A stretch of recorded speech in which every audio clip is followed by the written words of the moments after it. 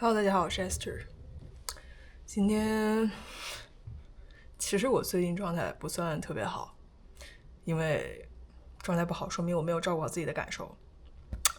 然后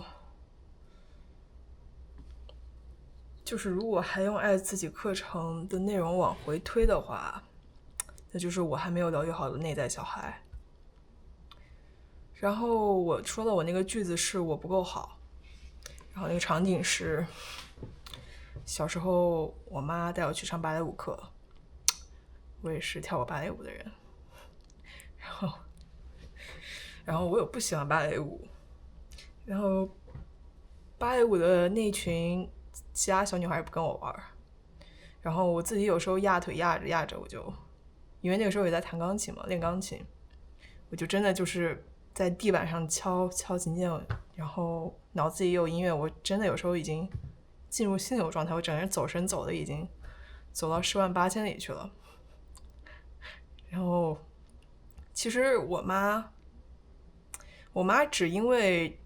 舞跳的不够好这件事情收拾过我一次，就是她那天站在那个就我们家楼下，就说就是抬腿嘛，就是这个动作，她说你今天这个动作做好，你别上楼。就是我当时也很纳闷，我说这个动作，那小时候那个时候筋比较软，也不是个很难的事情。然后我就跟我妈一摆，就 OK 就没事就上楼了。但是就是我也知道自己在那个舞蹈教室里面，其实我就是水平是比较烂的那一个，我也并不喜欢这件事情，又要硬着头皮要上。然后还有一件事情是我妈事后才告诉我的，我妈当时她写日记，她说当时她在外面受尽非议，其他家长都觉得我脑子有病，我也不知道我做了什么让他们觉得我脑子有病。但是我一个 T， 我甚至是小时候我觉得是有一些性别认知障碍的那种，就是不知道为什么，我其实小时候3、5岁那会儿，我大概记得作为一个成年男性是什么感觉，我觉得这算某种前世记忆了吧。然后我一直觉得我投胎投错了，这是 there's something wrong with it。一个带有成年男性是什么感觉的小孩去跳芭蕾舞，这真的，我妈梦想把我培养成一个淑女，让她失望了，这是她要学习的功课。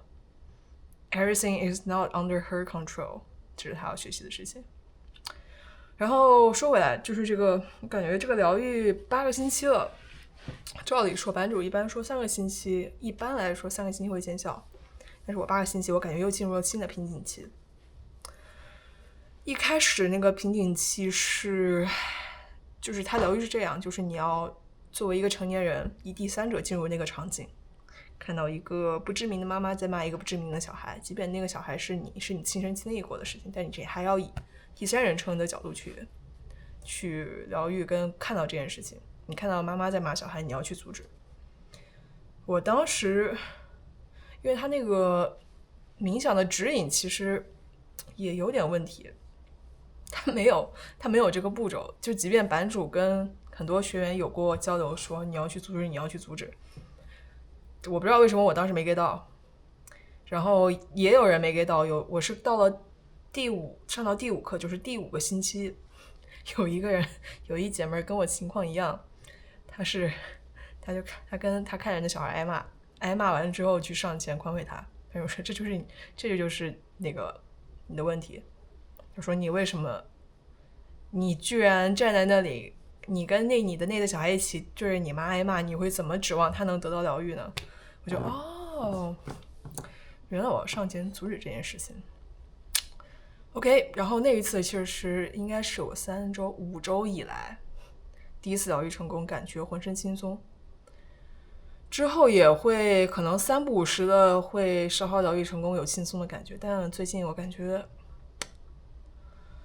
疗愈完之后还是胸口闷闷的感觉不太对，但我不知道为什么会有这个瓶颈期。我就刚才有一个烂群组，就是上爱自己课程有那么一个烂群组，我就把我的情况跟大家讲了一下，然后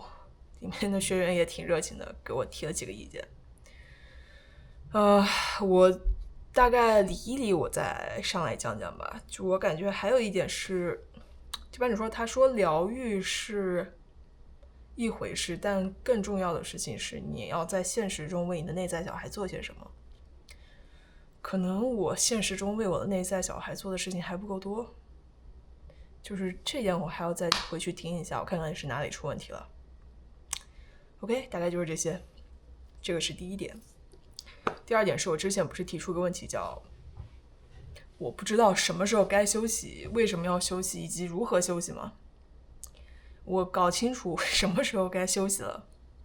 就是我不是前几天做出那图出的还挺嗨的嘛，然后到昨天就即便已经这个 workflow 打通了，其实就是时间长短的事情，做完这件事儿我突然就不想做了。就即便已经把最高的一座山已经翻过了之后，接下来的事情我就突然想摆烂，我不想做了。然后这个时候我就突然意识到it's time to take a rest。 就是当你要尊重你的感觉。我觉得有时候我们觉察不到，是因为过去这么多年在应试教育的体系下，你是要去硬着头皮做很多事情，超过应试教育之外，你甚至要去吃你不喜欢的东西，因为爸妈告诉你说这有营养，你必须得吃。我现在要 reverse it， 就是把这个东西反过来，我不吃我不喜欢的东西，我不做我不想做的事。我觉得这个时候就是你意识到什么时候你该休息的时候，你不想做这个事情了，就是你该休息的时候。怎么休息呢？这个我还没摸清楚，因为今天其实也没太休息好。就是我今天跟朋友约了打怪猎荒野，我那姐妹儿她跟我安利了好久。其实怪猎这个游戏吧，我11年前我在高中的时候就有朋友带我玩 PSP 上联机嘛，然后我那朋友也是，他就属于那种，我就是要一个好的老师，他会把一个很大的任务拆分成很多细的台阶。这我之前讲过，怎么把一个大的任务拆分成很多小任务，然后你一点点学，你就会觉得很轻松。他就是那种，他就像那种学霸给你讲题，学霸这样，然后这样，懂吗？懂个屁呀，懂。然后他带我打，他就唰把那个怪给干掉了。我在旁边，我基本上啥事都没干，我就说这个游戏乐趣何在？然后我是 3DS 上的怪猎，那个 3DS 那个画质大家也知道啊，我这人我还是挺挑屏幕好坏的。就我刚拿到 3DS 我都惊呆了，我说这是最新的，这是这个市面上存在最新的掌机。我多少年前玩的 iTouch 那分辨率都比它高，就 what the fuck。但是硬着头皮买了，你就硬着头皮打吧。那个怪猎也没玩下去。再然后就是怪猎崛起 Switch 上登录的，就我的朋友们都可带劲了，说要玩，最后也没人带我玩，不了了之。然后就是个怪猎荒野，又他妈是首发买的。然后我昨天其实研究了一下，我用的是重棍，就是我在小红书上查了查，大家说重棍比较简单，我说 OK， 那就试试重棍吧。重棍是这样的，它就是一开始2种方法，但是目标都是一样，点亮3盏灯。你第一件事就是点亮3盏灯，怎么点亮呢？你打中它特定的部位，你可以自己亲自上去打，也可以瞄准之后把虫子发射过去。你在练习的时候，那个车那个练习目标它是不动的，你还好瞄准。真的，这怪物满地图跑的时候，我打也不太好打，瞄准也不太好瞄准。就是你要把这3盏灯点齐是个很费劲的事情。你不点齐吧，你打它就是刮痧。但是你点齐了之后，我往往是点齐了之后，怪物蹭蹭蹭它就跑了，我就要跟它跟到下一个地图去。然后我跟我朋友联机，又是那种我也不知道我做了什么，我在很困难的点灯，很困难的刮痧，然后被一脚踹开，然后就是感觉就是一路被人带，但是自己也没玩出什么乐趣，就是这个感觉。我就想说，是不是要换个新手更好的武器啊？就是这可能，就我已经是玩过很多类型游戏的人了，但是怪物猎人真的可能是我不习惯动作游戏吧，因为鬼泣这一类硬核动作游戏，包括街霸这种游戏，其实是我其实是没有碰过的。我不知道是不是因为这个连招出装系统是我之前没有接触过的，才让我打得这么困难。但是其他比如说黑魂、黑神话悟空，那其实算魂类游戏，就是它的动作系统其实不难，基本上招数不太多，然后有格挡你就把它打成个音游就好了。怪猎我其实找不到那种音游的手感，然后就打的我其实有点窝火。然后接下来就是我们打完之后过一阵要上课了，上课的时候老师让网课嘛，大家自我介绍。我连续就是也没点名介绍，就是你们自己就上来就说，我连续3次被打断，我真的第2次之后我就有点火了，然后第3次之后，我觉得我的麦就是有人说他的麦出问题了，我觉得我的麦也出问题了。之后我又换了 AirPods， 我就试了一下，我噼里啪啦讲了几秒钟之后，然后又被人打断了，就是又有一个人上来说，然后老师看有互动，我就说我的麦可能真的出问题了。然后也不知道为什么这个事让我很火大，侧面印证我状态不太好，就是这不是我的问题，但是这个事情让我很火大。然后还有一件好玩的事情，就是这节课的老师，周3这节课老师是个比较年轻的老师，感觉年龄好像比我还小。然后周1那堂课的老师，就是我周6第2跑去费城上课那节老师是个老头，就是这课每个月去一趟学校，但是每周1固定还要上。这老头他不许我们用 AI， 他说用了 AI， 他是这么描述，大概就是他发现你这个句子不像人写的，像 AI 写的，他就给你扣分。但是那一个年轻老师说，他说我相信你们都在用，这个也已经融入到你们的 workflow，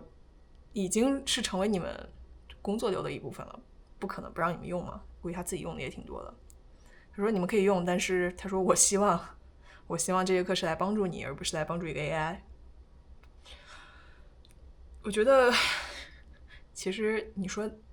那一节第1节老师不让用 AI 用的那个课，我可能不用，我肯定要用啊。我不仅阅读我要用它，我作业我中文写完我蹭我扔到 AI 里面，我让它给我翻译，这节课的作业很快就搞定了。我肯定会，我让 AI 润色了2遍，我说口语化一点，润色完我再口语化一点，我看看老师能不能看出来说这是 AI 写的。我觉得真的这个不可能不用。如果你的这节课会被 AI 很大的影响到的话，那说明是你的问题，你的上课模式要改变了，你不能责怪这个更好用的工具，让大家有捷径可走 ，right？ 这是我对那个老头子抱怨，但是我没有对着他面抱怨了，我觉得他太过时了。然后我今天早上突然又悟到了一个想法，就是你们北美这阵子找工作都会知道，每天早上都会收到几封 We decided to move on the next candidate， 就即便这个我已经收到很多次了，但今天早上somehow有点影响我的心情。就是我说了吗，我不够好这个句子，这个内在小孩最近我没有疗愈好他，没有照顾好他，所以我更容易被这种事情影响。然后我就突然想到说，我之前提到过《和平战士》那个电影，就是男主想拿奥运会冠军，他是一个体操运动员，那个老师就问他说你万一拿不到奥运会冠军呢？然后那哥们儿就懵了，他说我怎么可能拿不到奥运会冠军？然后这个电影的宗旨是，他很好的讲述了说你为什么要把所有的就是你要入定于那个过程，而不是去一直想着那个结果，就是你入定于你的当下，你只在乎你的当下，你所有的注意力都放在当下，而不是去想未来那个结果。突然觉得说，那不就找工作也是一样的吗？我不去想什么时候会上岸，会上一个什么样的岸，我只需要每天该吃该喝，该休息好了，该做事，该工作该投，然后有面试，就像我之前介绍的那个流程一样，我会认真准备这个面试。我只需要做到这些事情就好了，其他事情我不再多想。这是我接下来要训练自己的一个点。OK，今天就上来分享这么多，谢谢大家，See you guys。